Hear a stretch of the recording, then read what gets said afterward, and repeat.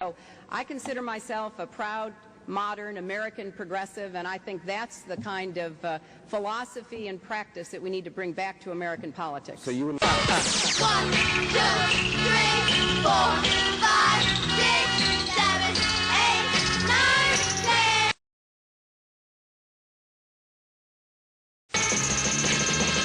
9, 8, 7, 6, 5, 4, 3, 2, 1. 1, 2, 3, 4, 5, 6, 7, 8, 9,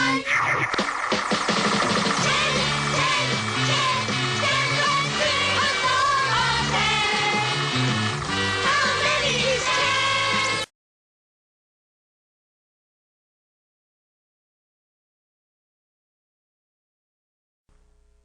This is a very difficult vote. This is probably the hardest decision I've ever had to make. Any vote that might lead to war should be hard, but I cast it with conviction. From my perspective, if we don't stay the course here, if we don't put the time in, then I'm not sure that we can count on the sort of success that the Iraqi people and the American people hope for.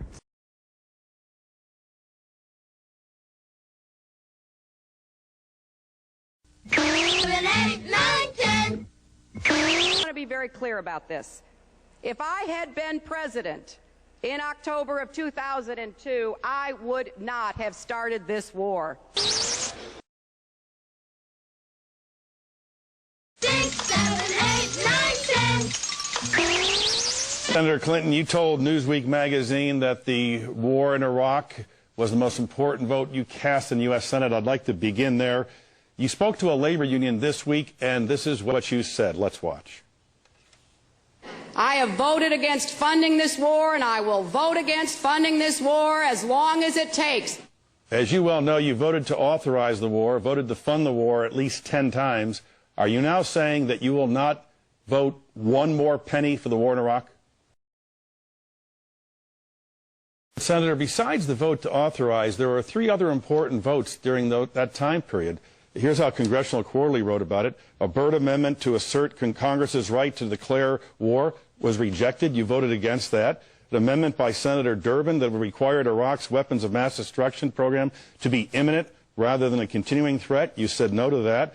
And an amendment by Carl Levin that would allow Congress to vote on authorizing force only after President Bush had exhausted all options with the United Nations, more diplomacy. You voted no on that.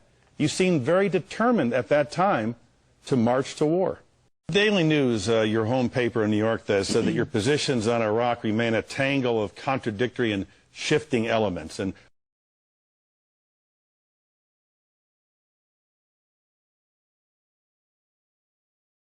I want to go through those and see if we can sort it through for the viewers and the voters. A new brochure that you've passed out to the voters in New Hampshire says this: Hillary will begin immediate phase withdrawal with a definite timetable to bring our troops home.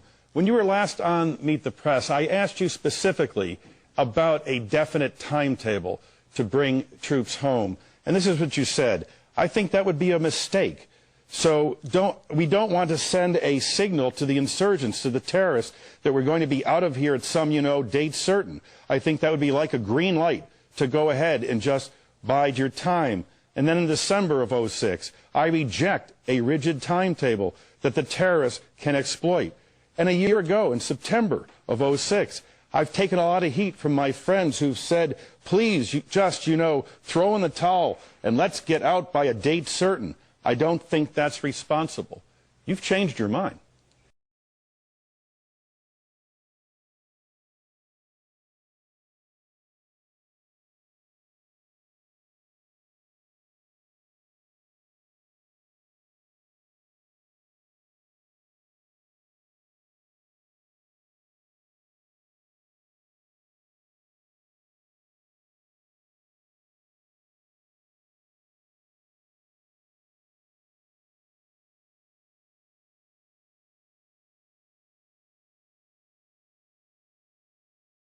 Did.